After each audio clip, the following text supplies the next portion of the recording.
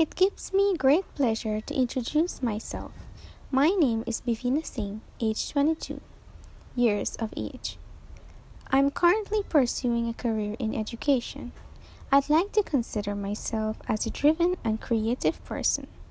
As it pertains to discourse, CSEC, novels, and play, one could be able to gain some understanding of the text and be able to comprehend the motivations behind some of the activities in the novel, thanks to discourse.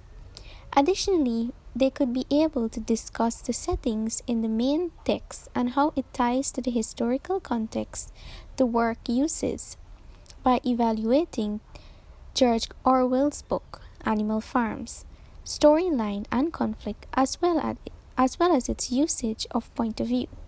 Characterization specifics also interplay with short stories, predetermined themes and showing the similarities and or contrast in themes, characterization, settings, point of view, and storyline between two stories by contrasting and comparing them. Assignment focuses on short stories as well. Man of the House by Frank O'Connor, as well as Mom Luby and the Social Worker by Frank O'Connor. Here we see that youngsters are put in tough situations in these short stories. The adults in both tales have displayed their responsibilities, or lack of therefore, in a variety of ways. The predicament that these kids are in serves as a reminder of the issues that kids face in our own culture.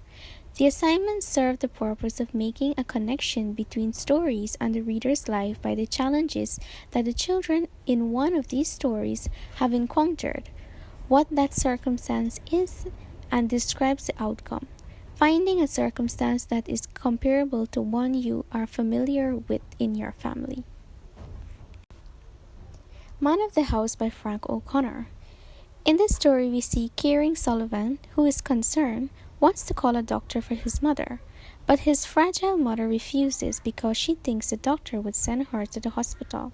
Determined, Sullivan visits the bar for the first time to purchase whiskey. Despite being afraid, he maintains courage and faces his phobia. Whiskey doesn't work all that well, and Sullivan was unable to fall asleep the entire night because of his mother's excruciating coughing. The naive child spent his penny on treats on the way home. He then met Dolly, a sly young woman. She prompts Sullivan to try some of his mother's sweet cough medication, which they both enjoyed. The bewildered child yields to pressure. Confused after taking the complete dose of the medication, Sullivan is aware of his error. He becomes frightened and sobs, repented. Sullivan is overcome with regrets and guilt. He worries that his mother won't recover as a result of his carelessness. Panicked, Sullivan begs Mary to perform a miracle in order to save his mother. He returns home completely devastated and broken. After waking up at the beginning of the story to the horrifying sound of Sullivan's sick mother's incessant coughing, and he rushes downstairs to investigate, the worried son steps in to handle things right away. He forbids her from leaving for work and forces her to lie in bed.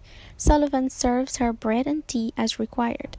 He determines right once that he will stay at home to take care of his mother and handle household duties rather than going to school. The boy cleans up the breakfast mess while heating up a second kettle of water. He then goes to his mother to prepare a list of groceries he needs for dinner. She confronts him with loving hugs. Sullivan admits his crime in a sincere and honest manner. Such predicaments may occur from time to time in our schools, and we are forced to take up responsibilities. As teachers, we don't only play the role of an educator, but also a caregiver. It's our responsibility to guide each student throughout their school life. In many cases, students are having domestic problems from home or any other issues they may go through. As such, that parental instinct kicks in and you feel the need to aid those children. As an educator, giving kids in a classroom context good care and monitoring with little direction is a demonstration of teaching them independence to maintain a healthy, safe environment in the classroom. Many times at school, students get sick And as teachers, we are to handle such situation with consideration.